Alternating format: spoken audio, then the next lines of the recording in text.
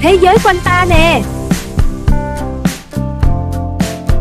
Cảm ơn người đã đi qua thanh xuân ấy.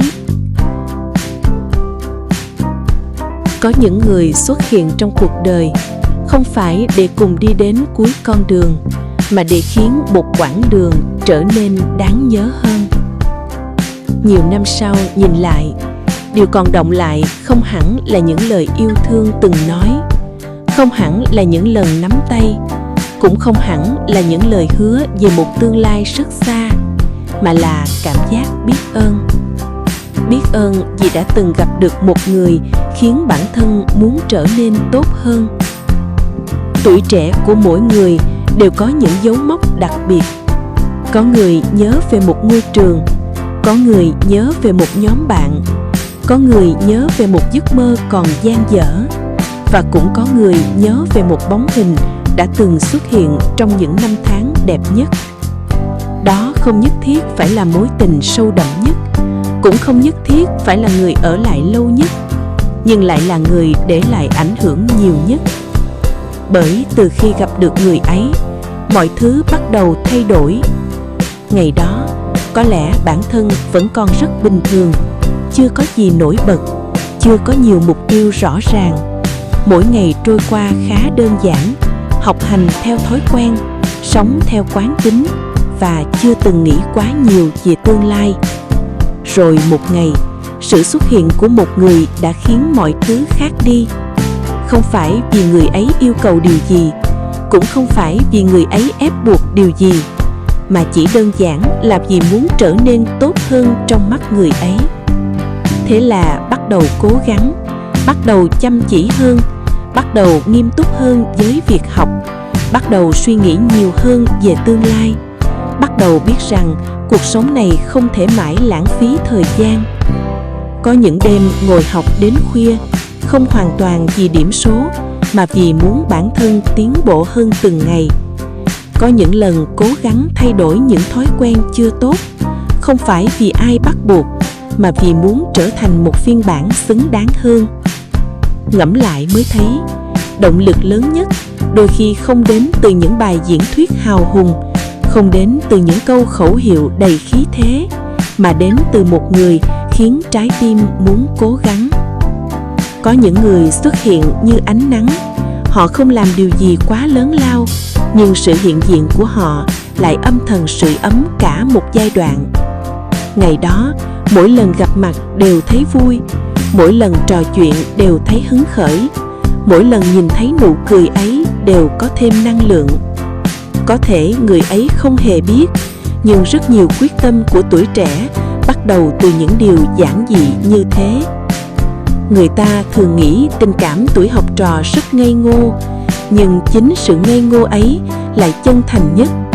Không có quá nhiều tính toán, không có quá nhiều lợi ích, cũng không có những tiêu chuẩn phức tạp. Chỉ đơn giản là quý mến một người và muốn mình tốt hơn mỗi ngày. Nhiều năm sau, khi đã bước qua những tháng năm học trò, khi cuộc sống bắt đầu có nhiều áp lực hơn, nhiều trách nhiệm hơn, nhiều lo toan hơn, mới nhận ra có những ký ức không bao giờ cũ, không phải vì còn lưu luyến, mà vì chúng quá đẹp. Có những con người dù không còn đồng hành, nhưng dấu ấn họ để lại vẫn còn nguyên vẹn, giống như một ngọn đèn đã từng soi sáng một đoạn đường. Dù người cầm đèn đã rời đi, ánh sáng ấy vẫn còn trong ký ức. Có những cuộc gặp gỡ chỉ kéo dài vài năm, nhưng sức ảnh hưởng lại kéo dài hàng chục năm. Bởi điều quý giá nhất mà một người có thể trao cho người khác không phải vật chất, không phải lời hứa, mà là động lực để trưởng thành. Có những người khiến bản thân nhận ra rằng mình cần sống có mục tiêu hơn, cần nghiêm túc hơn, cần nỗ lực hơn, và cần biết trân trọng thời gian hơn. Đó là món quà vô giá, không thể nào đo đếm được bằng bất kỳ thứ gì. Nhiều người thường tiếc nuối khi một mối quan hệ kết thúc, nhưng đôi khi điều đáng nhớ không phải là kết quả, mà là hành trình. Bởi có những người dù không đi cùng đến cuối, nhưng lại giúp tạo nên phiên bản tốt hơn của chính mình. Nếu không gặp được họ, có lẽ đã không cố gắng nhiều đến vậy. có lẽ đã không trưởng thành nhanh đến vậy, có lẽ đã bỏ lỡ rất nhiều cơ hội trong cuộc sống. Thế nên, không phải mọi cuộc chia xa đều đáng buồn, có những cuộc chia xa để lại lòng biết ơn. Bởi sau tất cả, điều còn lại không phải là mất mát, mà là sự trưởng thành. Cuộc sống vốn rất kỳ lạ. Khi còn trẻ, người ta luôn nghĩ hạnh phúc là được sở hữu, là được ở cạnh một người thật lâu, là được cùng nhau đi đến cuối con đường. Nhưng càng lớn, càng hiểu, không phải ai xuất hiện cũng sinh ra để thuộc về nhau. Có những người đến để truyền cảm hứng, có những người đến để dạy ta một bài học, có những người đến để giúp ta nhận ra giá trị của bản thân, rồi sau đó lặng lẽ rời đi. Không phải vì họ không quan trọng, mà ngược lại, chính vì quá quan trọng nên mãi mãi không thể quên. Nhiều năm sau nhìn lại, có thể không còn nhớ chính xác những cuộc trò chuyện ngày đó, không còn nhớ những câu nói đã từng trao nhau, không còn nhớ những chi tiết nhỏ nhặt, nhưng vẫn nhớ cảm giác muốn cố gắng, cảm giác muốn tiến về phía trước, cảm giác mỗi ngày đều có thêm một lý do để hoàn thiện bản thân. Đó là điều đẹp nhất mà tuổi trẻ từng mang lại. Có những thành công ngày hôm nay bắt nguồn từ một quyết tâm rất nhỏ của ngày hôm qua.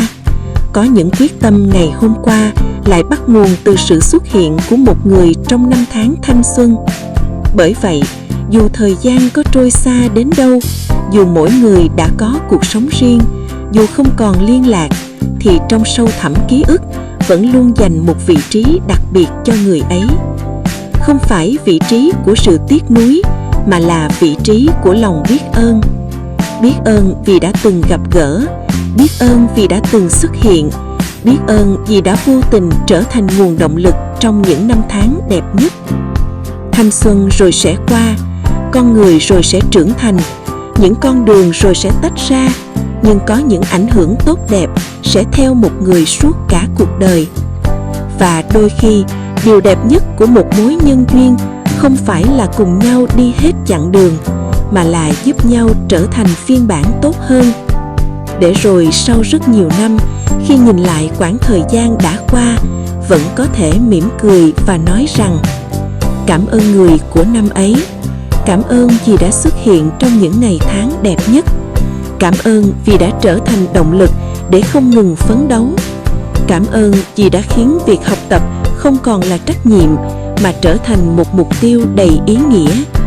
Cảm ơn vì đã để lại một dấu ấn đẹp đẽ trong thanh xuân, và cảm ơn vì nhờ có sự xuất hiện ấy mà ngày hôm nay đã trở thành một phiên bản tốt hơn rất nhiều so với ngày hôm qua.